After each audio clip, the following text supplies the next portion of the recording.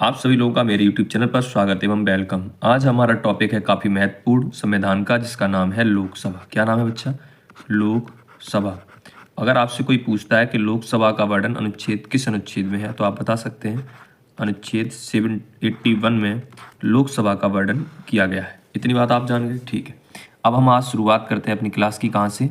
संसद से, ठीक है। अगर आपसे कोई ये पूछे कि जो संसद है वो किस आर्टिकल में है, तो आप बता सकते हैं 79 आर्टिकल में संसद का वर्णन किया गया है।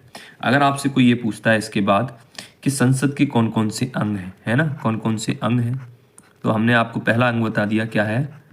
राष्ट्रपति है। अगर आपसे कोई पूछे ये राष्ट्रपति किस आर्टिकल में इसका वर्णन है राष्ट्रपति का, तो अनुच्छेद 52 ये कहता है कि भारत का एक राष्ट्रपति होगा। फिर हम बात करते हैं किसकी? लोकसभा की। लोकसभा का आपको आर्टिकल पता चल गया, अनुच्छेद 81। अब हम बात करेंगे कितने अंग हो गए? 2 हो गए। तीसरा अंग है राज्यसभा। क्या होता है बच्चा? राज्यसभा। अगर आपसे राज्यसभा का अनुच्छेद पूछा जाए तो आप बता सकते हैं 80 अनुच्छेद है, उसमें राज्यसभा का वर्णन है, ठीक है। इतनी बात आप जान गए। इसी में से ये जो टॉपिक है कौन सा बच्चा? लोकसभा। हम बस इसी पे आज चर्चा करेंगे। किस पे करेंगे? लोकसभा पर चर्चा करेंगे। उससे पहले संसद क्या करता है? कानून बनाता है। क्या करता है? कानून बनाता है, बनाता है संसद, ठीक है, बनाता है। और उसके ये कैसे बनता है ना? अगर कानून संसद बनाता है तो कैसे बनता है? और ये बनता कैसे है? विधेयक पास करके, या बिल जो रखे जाते हैं, विधेयक रखे जाते हैं, उनको पास जब हो जाता है तो क्या बन जाता है? पास करके कानून बन जाता है, ठीक है। इतनी बात आप समझ गए। तो हम किस पर आज चर्चा करेंगे? लोकसभा पर। तो हम लोकसभा के बारे में थोड़ा सा जानना शुरू करते हैं। तो हेडिंग हमको क्या डालनी है बच्चा? लोकसभा हेडिंग डाल लेनी है। क्या डालनी है? लोकसभा। और लोकसभा का आपको अनुच्छेद पता चल गया। अनुच्छेद कितना है? 81 अनुच्छेद है लोकसभा का, ठीक है। अब हम सबसे पहले ये जान लेते हैं कि लोकसभा को किस किस नाम से जानते हैं। सबसे पहली बात हमको यही पता करनी है कि लोकसभा को हम किस किस नाम से जानते हैं। सबसे पहले हमको यही जानना है। तो हम लोकसभा को सबसे पहले क्या कहते हैं? इसी को हम बोलते हैं निम्न सदन के नाम से जानते हैं। लोकसभा को किस नाम से जानते हैं? निम्न सदन के नाम से जानते हैं। इसको हम प्रथम सदन के नाम से भी जानते हैं। प्रथम सदन के नाम से भी लोकसभा को हम जानते हैं। इसी को हम क्या कहते हैं? शक्तिशाली सदन। शक्तिशाली सदन के नाम से भी जानते हैं। अगर हम इसी की बात करें तो इसको हम लोगों का सदन भी कहते हैं। किसका? लोगों का सदन भी कहते हैं इसको, ठीक है बच्चा। अगर हम इसी की बात करें तो इसको अस्थाई सदन भी कहते हैं। क्या कहते हैं? अस्थाई सदन भी कहते हैं इसको, ठीक है। आप इसके नाम तो जान गए होंगे। लोकसभा को किस किस नाम से जानते हैं? निम्न सदन के नाम से जानते हैं, प्रथम सदन के नाम से जानते हैं, शक्तिशाली सदन के नाम से जानते हैं, लोगों के सदन के नाम से जानते हैं, और अस्थाई सदन के नाम से जानते हैं। सबसे पहले हम जानते हैं शक्तिशाली सदन क्यों कहते हैं। क्योंकि देखो, अगर हम बात करें शक्ति की या पावर की, तो जो लोकसभा होती है उसमें जो सदस्य जो उनके जाते हैं वो ही हमारे प्रधानमंत्री का चुनाव करते हैं। उन्हीं में से कौन बनता है? प्रधानमंत्री का चुनाव होता है, प्रधानमंत्री बनता है। क्योंकि इसी सदन का जो मुखिया होता है वो बहुमत दल का नेता होता है, वो प्रधानमंत्री बनता है। भारत में सबसे ज़्यादा शक्ति अगर किसी में है वास्तविक रूप से तो प्रधानमंत्री के अंदर है। तो इसी सदन का ही तो मुखिया सबसे ताकतवर है, तो वो क्या कहलाएगा? शक्तिशाली सदन कहलाया। लोगों का सदन क्यों कहते हैं इसको? क्योंकि जनता के द्वारा मेंबर्स चुने जाते हैं, तो वह लोगों का सदन कहलाता है। अस्थायी सदन इसको क्यों कहते हैं? क्योंकि अस्थायी सदन इसलिए कहते हैं कि ये प्रत्येक 5 साल में क्या हो जाता है? भंग हो जाता है। इसको अस्थायी सदन कहते हैं, ठीक है। तो मैंने आपको बता दिया कि लोकसभा की हम चर्चा कर रहे हैं। किसकी बात कर रहे हैं बच्चा? लोकसभा की हम चर्चा कर रहे हैं। लोकसभा में क्या बनते हैं? कौन बैठता है ना? इसके जो क्या होते हैं? सांसद। कौन होते हैं बच्चा? सांसद होते हैं। लोकसभा के क्या होते हैं? सांसद। अब सांसद बनने के लिए आपको क्या होनी चाहिए? योग्यताएं होती हैं। तो जान लीजिए इसकी क्या क्या योग्यताएं होती हैं सांसद बनने के लिए, ठीक है। तो भारत का नागरिक हो, सबसे पहली योग्यता क्या होनी चाहिए उसके अंदर? कि वह भारत का क्या हो? भारत का नागरिक हो, ये योग्यता होनी चाहिए। दूसरी, वो क्या करे? अपनी कितनी? 25 वर्ष की आयु, 25 वर्ष की आयु क्या कर चुका हो? पूर्ण कर चुका हो, ठीक है। तीसरी कंडीशन की बात यहाँ पे आ रही है कि वह लाभ के पद पर ना हो, लाभ के पद पर ना हो, ठीक है। वह दिवालिया या पागल ना हो। इतनी बात आप जान गए। अब हम बात करेंगे लोकसभा के कार्यकाल की। लोकसभा का कार्यकाल कितना होता है तो मैं आपको बता देता हूँ। लोकसभा का कार्यकाल होता है 5 वर्ष। अब वर्तमान समय में कितना है? 5 वर्ष है। वर्तमान समय में अगर आपसे कोई ये पूछे कि लोकसभा का कार्यकाल कितना है तो 5 वर्ष है। ठीक है। जब हम बात करें अभी, लेकिन पता इससे पहले क्या हुआ करता था, लोकसभा का इसे 42वें संविधान संशोधन द्वारा क्या किया गया? 42वें संविधान संशोधन द्वारा, 42वां जब संविधान संशोधन हुआ, ये तो वर्तमान समय की बात चल रही है ना, तब संविधान संशोधन में क्या किया गया? 42 में 1976 में हुआ था। तब लोकसभा का कार्यकाल कितना कर दिया था? 6 वर्ष कर दिया गया था। कितना बच्चा? 6 वर्ष कर दिया गया। उसके बाद 42वें संविधान संशोधन में तो 6 वर्ष कर दिया गया, लेकिन उसके बाद एक और संशोधन आया जिसका क्या नाम था? 44वां संविधान संशोधन, जिससे कॉन्स्टिट्यूशन अमेंडमेंट एक्ट। कब आया ये? 1978 में। तब इसका कार्यकाल क्या कर दिया गया? पुनः 5 वर्ष कर दिया गया। अगर उस समय पे अगर प्रधानमंत्री कौन थे तो मोरारजी देसाई जी क्या हुआ करते थे? कौन हुआ करते थे? प्रधानमंत्री हुआ करते थे। तब 44वें संविधान संशोधन के द्वारा, कौन से? 44वें संविधान संशोधन के द्वारा 5 वर्ष कर दिया गया पुनः। और जब 42वें संविधान संशोधन द्वारा कितना किया गया था? 42वें संविधान संशोधन द्वारा इसका जो कार्यकाल था लोकसभा का वो कितना कर दिया गया था? 6 वर्ष कर दिया गया। 44 में 5 वर्ष कर दिया गया, जो अब भी है वर्तमान समय में। अब हम बात करेंगे सांसद जो होते हैं, जो सांसद होते हैं, है ना, उनको कैसे हटाया जा सकता है, हटाना अयोग्यता और किस किस आधार पर। तो जो यहाँ के सांसद होते हैं लोकसभा के, वो कैसे हटाए जा सकते हैं, उनका हटाना क्या किस तरीके से है, उनको कैसे हटाया जा सकता है। तो एक तो उनको अयोग्यता के आधार पर उनको हटाया जा सकता है। दूसरा, दल बदल कानून जो लागू होता है, ये आपको मैंने बता दिया था, 10वीं अनुसूची में दल बदल कानून है, कानून के द्वारा इनको हटाया जा सकता है। ठीक है। अब अयोग्यता की बात करें तो अयोग्यता कौन निर्धारित करेगा? तो ये जो अयोग्यता कैसे साबित करेगा, तो ये करता है राष्ट्रपति। केंद्रीय निर्वाचन आयोग की सलाह पर। अगर अयोग्य साबित करने के लिए किसी भी लोकसभा के सांसद को क्या होनी चाहिए? अयोग्यता साबित करने के लिए राष्ट्रपति करता है केंद्रीय निर्वाचन आयोग की सलाह पर। ये किस आर्टिकल में अगर आपसे कोई पूछे तो ये बात 103 आर्टिकल में कही गई है। दूसरा, सांसद को हटाता है कौन? अगर दल बदल कानून उस पर लागू हो जाता है तो उस सांसद को कौन हटाएगा? तो कौन हटा देता है? उसको अयोग्यता साबित कर देता है लोकसभा का अध्यक्ष। ये पावर किसके पास है? लोकसभा के अध्यक्ष के पास। वो हटाएगा, अध्यक्ष हटा देगा। ठीक है, इतनी बात जान गए। अगर हम बात करें सांसद की तो उसका जो चुनाव होता है, वो चुनाव कैसे होता है लोकसभा का सांसद का? तो उसका चुनाव होता है प्रत्यक्ष रूप से। कैसे होता है बच्चा? प्रत्यक्ष रूप से। प्रत्यक्ष रूप से मतलब क्या होता है? जनता के द्वारा, जनता के द्वारा होता है। इतनी बात जान गए। ठीक है। अगर हम बात करें कि अभी वर्तमान समय में लोकसभा के अंदर कुल सांसद अधिकतम कितने हो सकते हैं? सदस्य लोकसभा के कुल सदस्य कितने हो सकते हैं? तो अभी हो सकते हैं 552। ये 552 कब किए गए? ये 552 पहले इससे कम थे, पहले अभी जान लीजिए, इससे कम थे। कितने थे? 525 थे। अभी कितने हो गए? मैक्सिमम कितने सदस्य हो सकते हैं? 552 हो सकते हैं। ये कब किए गए? 1971 में जनगणना हुई थी, जनगणना के आधार पर, ठीक है, इतनी बात समझ गए।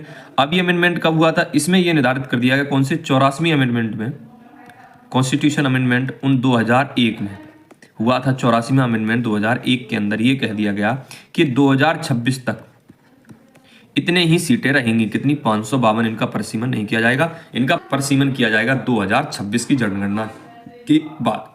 समझ आ गया? ठीक है। अब इससे आगे और भी देख लेते हैं क्या क्या है इससे संबंधित चीजें।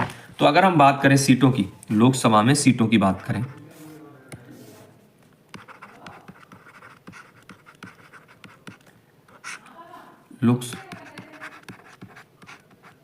लोकसभा में सीटों की बात करें तो जो मैक्सिमम अधिकतम जो सीटें हैं लोकसभा में, कितने सदस्य हो सकते हैं? तो 552 सदस्य हो सकते हैं। कितने हो सकते हैं बच्चा? 552 सदस्य ही हो सकते हैं। इतनी बात जान गए। ठीक है, 552 सदस्य हो सकते हैं। अब इन 552 सदस्यों को किस किस तरीके से, कौन कौन से राज्य से कहां से लिए जा सकते हैं वो देखिए। सबसे पहले अगर हम बात करें 530 सीटों की, 503 सीटें होती हैं, वो जो निर्वाचित होते हैं सदस्य मेंबर निर्वाचित होते हैं, निर्वाचित वो राज्यों से, किनसे? राज्यों से होते हैं। 500 कितने बच्चा? 530 सदस्य निर्वाचित होते हैं बच्चा, किससे? राज्यों से। इतनी बात आप समझ गए? ठीक है। अब हम बात करेंगे जो 20 सदस्य, कौन से 20 जो सदस्य होते हैं वो किससे निर्वाचित होते हैं? केंद्र शासित प्रदेशों से, यूटीएस यूनियन टेरिटरियों से निर्धारित होते हैं। कितने सदस्य बच्चा? 20 सदस्य यूनियन टेरिटरीज हैं उनसे निर्धारित होंगे। इतनी बात जान गए। अब आगे देखते हैं। 2 एंगल भारतीय, आंगल भारतीय मतलब होते हैं आंगल भारतीय मनोनीत 2 मेंबर्स, क्या 2 सीटें होंगी, जो 2 सदस्य होंगे वो क्या होंगे? मनोनीत होंगे, जिनको हम क्या बोलते हैं? आंगल भारतीय, भारतीय जिनको कहते हैं। इतनी बात आप समझ गए? ठीक है, बात समझ आ रही है? ठीक है, समझ में आ रही है। ये किस आर्टिकल के तहत होते हैं मनोनीत? तो ये होते हैं अनुच्छेद 331 के तहत। बतनी समझ आ गई? ठीक है। अगर हम वर्तमान समय में लोकसभा में सदस्यों की बात करें, इतने तो मैक्सिमम हो सकते हैं, लेकिन वर्तमान में कितने सदस्य हैं लोकसभा के अंदर? तो वर्तमान में लोकसभा के अंदर जो सदस्यों की संख्या है वो आपकी 545 है। कितनी है बच्चा? 545 है। इतनी बात आप समझ गए? कितनी है? 545। ये 545 कैसे कैसे है? राज्यों से सीटों की संख्या है कितनी? 530। ठीक है। अगर हम बात करें यूनियन टेरिटरीज, है ना, यूनियन टेरिटरीज से है, उनमें है कितनी? 13 सीटें। 13 में कितनी? दिल्ली से आपकी 7 है, बाकी सबसे एक एक सीट है। 6 केंद्र शासित प्रदेशों से एक एक सीट है। इतनी बात जान गए। और इसमें 2 एंगल भारतीय, आंगल भारतीय कितने हैं? भारतीयों की संख्या कितनी है? 2।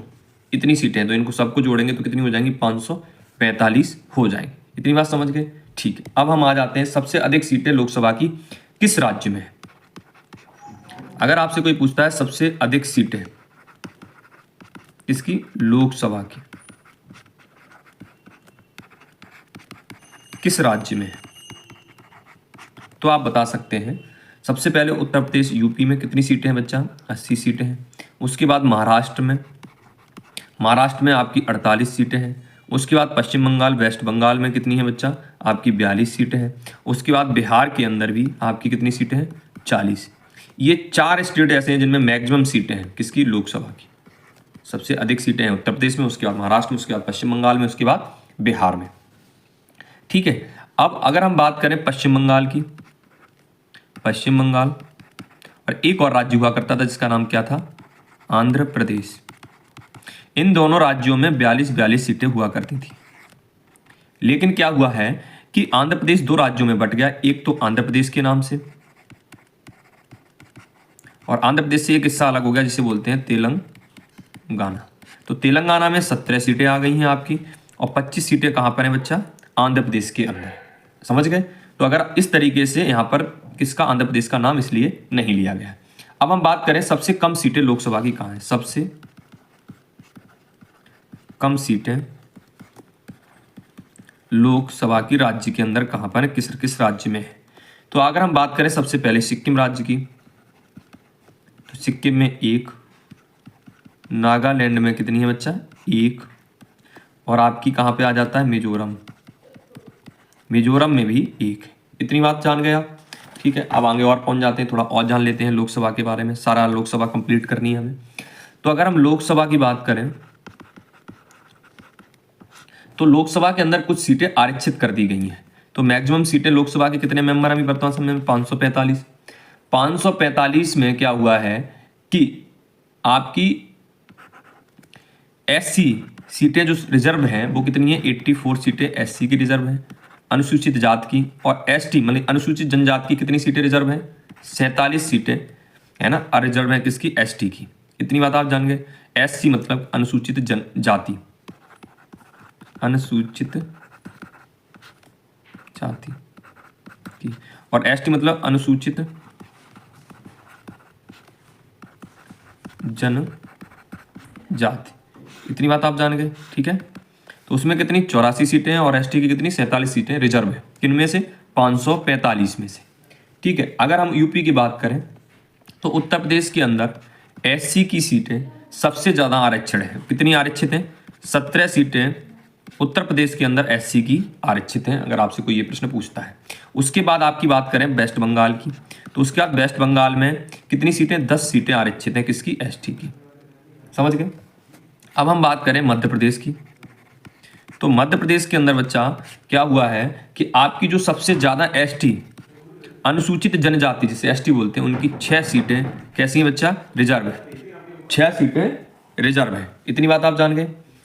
अगर हम बात करें लोकसभा की, है ना, किन किन राज्यों में सीटें आरक्षित नहीं हैं लोकसभा की, वो आप जान लीजिए। कौन, लोकसभा के अंदर जो लोकसभा है उन किन किन के अंदर एससी और एसटी की सीटें आरक्षित नहीं है, वो आप जान लें। कौन कौन से, एक तो आपका अरुणाचल प्रदेश है, उसके अंदर एससी एसटी की सीट रिजर्व नहीं है।